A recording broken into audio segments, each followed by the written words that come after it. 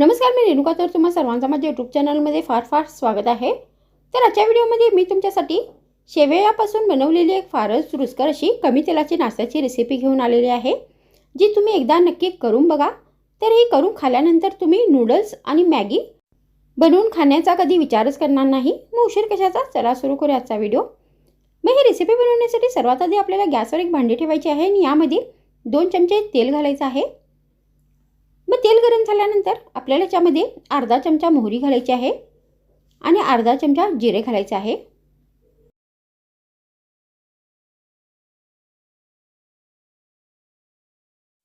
मग हे दोन्ही साहित्य फ्राय झाल्यानंतर आपल्याला याच्यामध्ये एक बारीक चिरलेला कांदा घालायचा आहे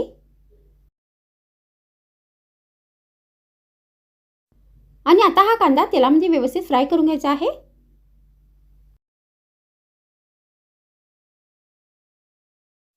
त्यानंतर आता आपल्याला याच्यामध्ये 7-8 करडईची पाने घालायची आहेत आणि ही पाने पण व्यवस्थित तेलामध्ये फ्राय करून घ्यायची आहेत.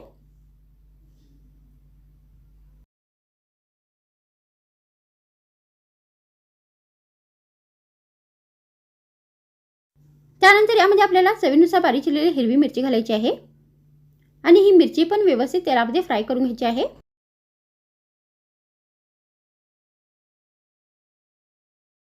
त्यानंतर आपल्याला याच्यामध्ये एक बारीक चिरलेला टोमॅटो घालायचा आहे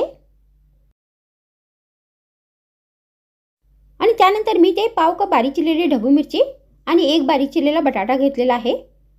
तर ते साहित्य आपल्याला याच्यामध्ये घालायचे आहेत आणि आता हे सगळ्या भाज्या आपल्याला व्यवस्थित 1 मिनिटापर्यंत तेलात परतून घ्यायच्या आहेत. तर मी ते बटाट्याची साले काढून त्याचे बारीक पीसेस करून घेतलेले आहेत.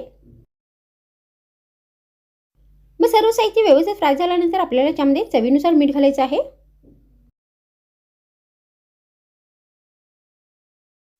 त्यानंतर आपल्याला याच्यामध्ये चवीनुसार लाल मिरचीची पावडर घालायची आहे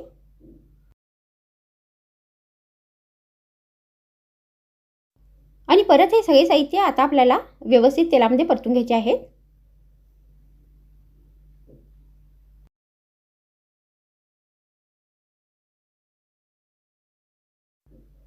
मग आता इथे या सगळ्या भाज्या व्यवस्थित फ्राय झालेल्या आहेत. त्यानंतर मी ते 1 कप शेवया घेतलेल्या आहेत. तर या शेवया आता आपल्याला याच्यामध्ये घालायच्या आहेत.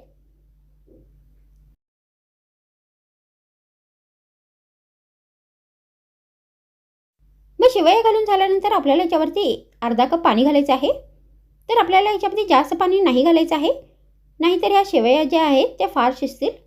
त्यानंतर आता आपल्याला सगळे साहित्य व्यवस्थित मिक्स करायचे आहे.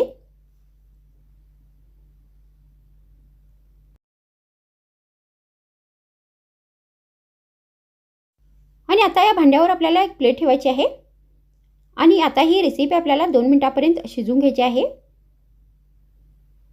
तर आता इथे 2 मिनिट झालेले आहेत आणि या ज्या शेवया आहेत त्या व्यवस्थित शिजलेल्या आहेत आणि आता इथे रुचकर असा हा शेवयाचा उपमा बनवून तयार झालेला आहे. मग शेवटी आपल्याला याच्यावरती कोथिंबीर घालायची आहे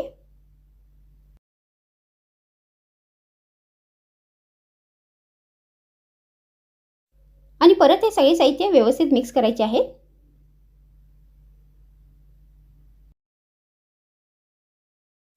तर तुम्ही अशा पद्धतीने हा चटपटीत असा शेवयाचा झटपट पुलाव बनवून नाश्त्यामध्ये गरमागरम सर्व करू शकता. तर मग आजच्या व्हिडिओमध्ये इतकेच. पुन्हा भेटूया आणखीन एक नवीन व्हिडिओमध्ये. तर मग थँक्स फ्रेंड्स, वॉच माय व्हिडिओ.